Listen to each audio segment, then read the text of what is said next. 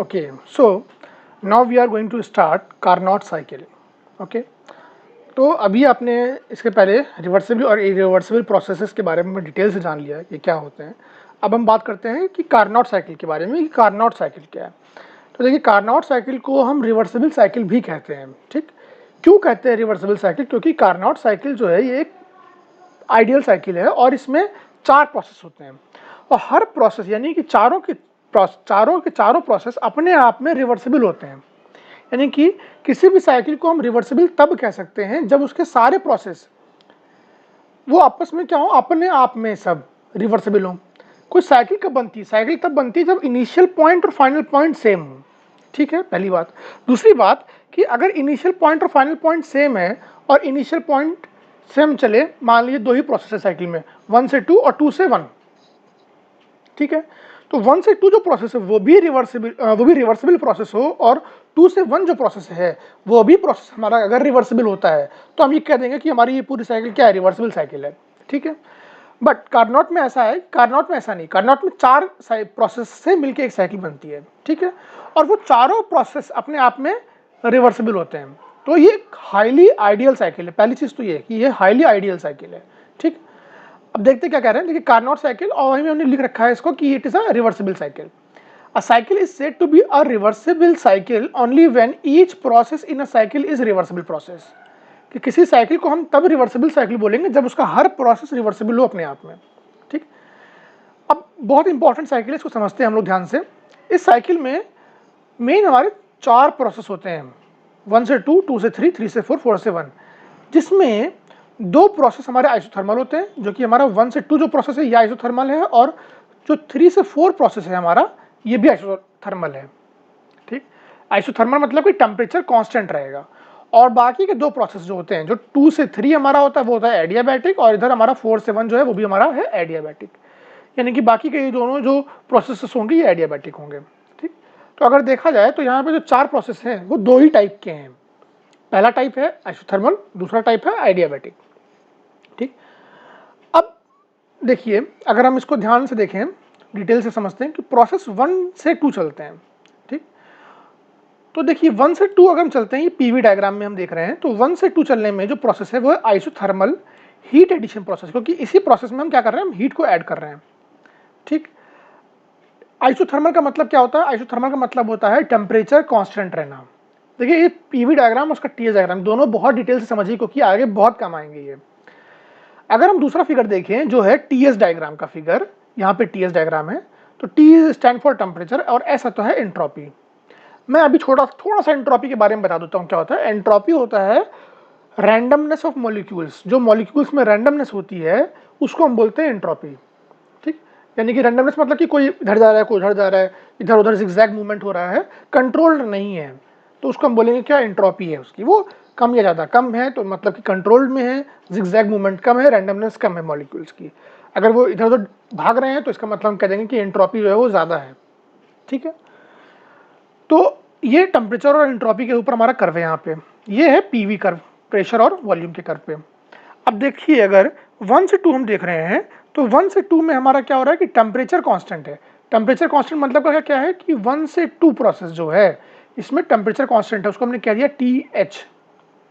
ठीक, 1 से शुरू हुआ, 1 से शुरू हुआ, हीट ऐड करना हमने शुरू किया, क्योंकि थर्मल तो है बट हम उसमें हीट ऐड कर रहे हैं। हीट ऐड कर रहे हैं बट टेम्परेचर हम कांस्टेंट मान के चल रहे हैं कि टेम्परेचर कांस्टेंट रहेगा, हम हीट ऐड करते जाएंगे टेम्परेचर कांस्टेंट रहेगा। ठीक, ये हम मान के चल रहे हैं। तो जैसे जैसे हम हीट ऐड करेंगे और टेम्परेचर कांस्टेंट है तो होगा क्या कि मॉलिक्यूल्स जो हैं उसके अंदर उनमें रैंडमनेस बढ़ेगी। जैसे आप इमेजिन करिए कि पानी उबाल रहे हैं, चाय का भगोना चढ़ा है लेट, और उसमें पानी गर्म कर रहे हैं पहले। ठीक, तो यह पानी उबाल रहे हैं तो क्या होगा, पानी के पहले मॉलिक्यूल्स स्टेबल होते हैं, फिर धीमे धीमे वो एगिटेशन शुरू होता है और वो ऊपर नीचे मूवमेंट करना शुरू कर देते हैं। ठीक, यानी कि इंट्रोपी बढ़ गई, आप हीट देते जा रहे हैं। ठीक, इंट्रोपी बढ़ती जा रही है। तो यहाँ पे क्या होगा कि जैसे जैसे हम हीट ऐड कर रहे हैं, यानी Q1 हम हीट ऐड कर रहे हैं या QS हीट सप्लाई कर रहे हैं, तो उसकी एंट्रोपी हमारी बढ़ती जाएगी और 2 पॉइंट तक हम आ जाएंगे। ठीक है, इसी को अगर हम इस ब्लॉक डायग्राम में देखें तो ये हमारा T1 हो गया या TH हो गया। यहाँ T1 लिखा है, इसको T1 या TH भी कह सकते हैं हम। ठीक, ये हायर टेम्परेचर है। इस हायर टेम्परेचर से हमने Q1 अमाउंट ऑफ हीट को सप्लाई किया। अपनी डिवाइस में, जो भी हमारा इंजन है, वो जो भी चीज़ है, इंजन है, डिवाइस, कुछ भी है, ठीक। अब हम देखें तो अब हम अगर आगे बढ़ते हैं तो 2 से 3 जो प्रोसेस है हमारा, वो 2 से 3 जो प्रोसेस है वो कौन सा प्रोसेस है? एडियाबैटिक है। देखिए एक चीज़ ध्यान रखिएगा, ये सारे प्रोसेस के आगे रिवर्सिबल लगेगा, ठीक। अगर हम पहला कहें 1 से 2 तो वो है रिवर्सिबल आइसोथर्मल प्रोसेस, तो वो कहा जाएगा reversible isothermal heat addition process. ऐसे अगर 2 की 3 हम बात कर रहे हैं तो वो रिवर्सिबल एडियाबैटिक है, ठीक है। तो जो भी प्रोसेस रिवर्सिबल होने के साथ साथ एडियाबैटिक होता है, ठीक, उसको हम बोलते हैं आइसेंट्रोपिक। इसकी हम लोग आगे डेरिवेशन पढ़ेंगे, ठीक, कि कैसे वो आती है। पहले समझते हैं एडियाबैटिक। एडियाबैटिक प्रोसेस आप पढ़ चुके हैं, जहाँ वो प्रोसेस जिसमें से हीट का इंटरेक्शन ना हो, ठीक, यानी कि उस प्रोसेस से हीट का इंटरेक्शन नहीं होगा, तो उस प्रोसेस को हम क्या बोलेंगे? एडियाबैटिक प्रोसेस, ठीक। यानी कि जो 2 से 3 प्रोसेस हो रहा है उसमें हीट का इंटरेक्शन नहीं होगा, तो होगा क्या? हीट का इंटरेक्शन नहीं, यानी हीट का ट्रांसफॉर्मेशन नहीं होगा, बट ये रिवर्सिबल एडियाबैटिक है, तो उसको हम बोलते हैं आइसेंट्रोपिक। यानी कि हीट जब नहीं ट्रांसफर हो रही है तो एंट्रोपी तो कांस्टेंट रहेगी ना हीट आप उसमें से निकाल रहे हैं, ना हीट आप उस प्रोसेस में डाल रहे हैं। तो जब ना आप हीट निकाल रहे हैं, ना ही हीट डाल रहे हैं, तो जो मॉलिक्यूल्स हैं उनमें स्टेबिलिटी आ जाएगी, वो मूव नहीं करेंगे इधर उधर, वो अपनी जगह पे रहेंगे। यानी कि जो एंट्रोपी होगी, जो होगी एंट्रोपी, वो जीरो नहीं होगी, वो कांस्टेंट होगी एंट्रोपी। जीरो का मतलब तो बिल्कुल अलग हो गया। तो एंट्रोपी क्या होगी? एंट्रोपी हमारी वहाँ पे कांस्टेंट हो जाएगी, ठीक। तो हम 2 से 3 देखें, अगर टीएस डायग्राम में जो एस हमारा एंट्रोपी शो कर रहा है, तो ये एंट्रोपी 2 से 3 क्या होगी? कांस्टेंट एंट्रोपी आई। और यहाँ पे हमारा 2 से 3 ये एडियाबैटिक एक्सपेंशन हुआ, क्योंकि वॉल्यूम बढ़ रहा है लगातार। 1 से 2 में भी बढ़ा था और 2 से 3 में भी बढ़ा है, तो हम कहेंगे कि एडियाबैटिक एक्सपेंशन प्रोसेस हुआ हमारा ये, ठीक है। फिर 3 से 4 की अब हम बात करते हैं, तो 3 से 4 प्रोसेस क्या? अगेन ये आइसोथर्मल है। तो जो 1 से 2 था वही कर्व, कॉन्जिक्यूटिव कर्व हमारा यहाँ पे ड्रॉ होगा 3 से 4 में भी, ठीक। कर्व बिल्कुल कॉन्जिक्यूटिव्स होंगे, ऐसा नहीं कि वो ऐसा कर्व नहीं होगा कि वो आगे जाके एक दूसरे को कट कर जाएं, ऐसा नहीं, वो कॉन्जिक्यूटिव कर्व होंगे, ठीक है। तो यहाँ पे जो 3 से 4 है ये भी आइसोथर्मल है, यानी टेम्परेचर कांस्टेंट रहेगा। तो हमने यहाँ पे देखिए इसको दिखाया है यहाँ पे TL से लोअर टेम्परेचर, और टेम्परेचर कांस्टेंट है यहाँ पे 3 से 4 में। और 3 से 4 के प्रोसेस के टाइम ही, क्योंकि यहाँ टेम्परेचर कांस्टेंट है, तो यहाँ पे हीट का रिजेक्शन होगा, Q2 अमाउंट ऑफ हीट, या QR हीट रिजेक्शन हो गया यहाँ से, ठीक। यहाँ देखिए हीट रिजेक्शन हो रहा है। जब हम किसी सिस्टम से हीट को निकालते हैं तो एंट्रोपी क्या होगी? कम होगी उसकी, ठीक।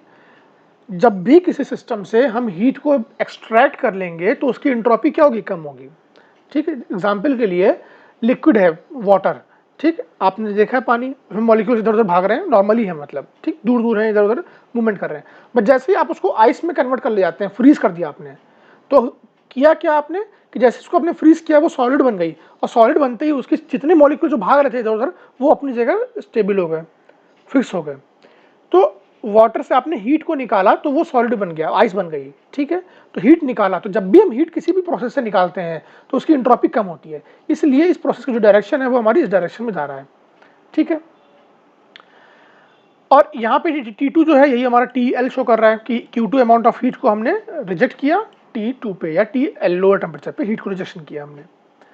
फिर 4 से 1 जो प्रोसेस है हमारा, इसी और ध्यान रखिएगा कि 3 से 4 जो है ये हमारा कंप्रेशन भी हो रहा है, क्योंकि वॉल्यूम कंप्रेस हो रहा है इस प्रोसेस में, ठीक। तो ये आइसोथर्मल कंप्रेशन प्रोसेस है। तो अगर इसको हम पूरे को बोलेंगे तो बोलेंगे 3 to 4 प्रोसेस जो है वो प्रोसेस है reversible isothermal compression heat rejection process, ठीक।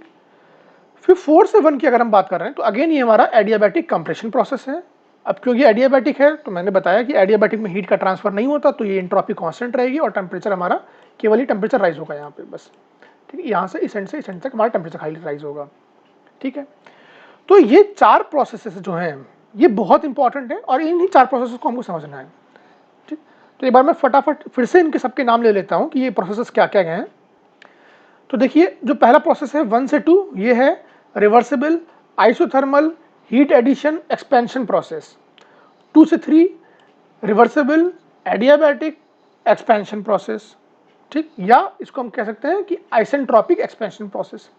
3 to 4 हमारा हो जाएगा reversible isothermal heat rejection compression process, और 4 से 1 again reversible adiabatic compression process.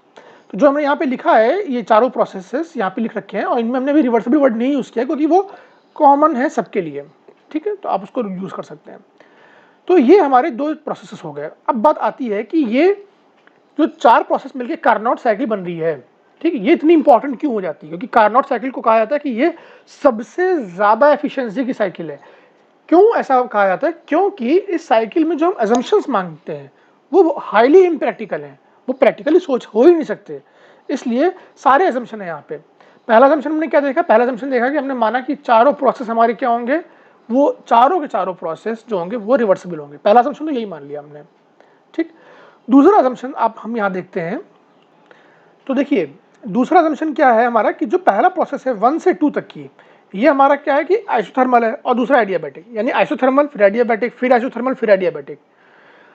तो कायदे से 2 टाइप के प्रोसेस हैं हमारे पास, आइसोथर्मल और एडियाबैटिक। किसी भी प्रोसेस को आइसोथर्मल होने के लिए क्या करना होना पड़ेगा कि कोई भी प्रोसेस हो अगर आइसोथर्मल है, इट मीन्स कि टेम्परेचर कांस्टेंट रहे, तो उस प्रोसेस को बहुत स्लो होना पड़ेगा। आपने ये पढ़ा क्वासीस्टैटिक के टाइम, क्वासीस्टैटिक हमने स्लो क्यों कर के मानते हैं? क्योंकि क्वासीस्टैटिक जितना स्लो होगा तो हीट नहीं होगी, हीट जनरेशन नहीं होगा, टेम्परेचर में राइज नहीं होगा, तो बिल्कुल हम उसको स्लो कर देते हैं। यानी कि कोई भी प्रोसेस जो हमें आइसोथर्मल बनाना होगा तो हमें उसको बहुत स्लो करना पड़ेगा, तभी वो टेम्परेचर कांस्टेंट रह सकता है। सेकेंड है एडियाबैटिक, तुरंत आया। एडियाबैटिक बनाने के लिए किसी भी प्रोसेस को हमारे पास 2 रास्ते हैं, एक तो हम इंसुलेशन वगैरह करें, दूसरा ये कि उस प्रोसेस को हम बहुत फास्ट कर दें, इतना फास्ट हम उस प्रोसेस को करें कि वो सट से हो जाए और हीट ट्रांसफ़र का मौका ही ना मिले, यानी जो हीट है उसको ट्रांसफ़र होने की टाइम ही ना मिले, बिल्कुल मौका ही ना मिले कि वो हीट ट्रांसफ़र हो पाए, तब तक प्रोसेस खत्म हो जाए। इट मीन्स कि आइसोथर्मल प्रोसेस बहुत स्लो प्रोसेस होगा और एडियाबैटिक प्रोसेस बहुत फास्ट प्रोसेस होगा, और ये प्रैक्टिकली इम्पॉसिबल है कि दोनों प्रोसेसेस एक साथ हों।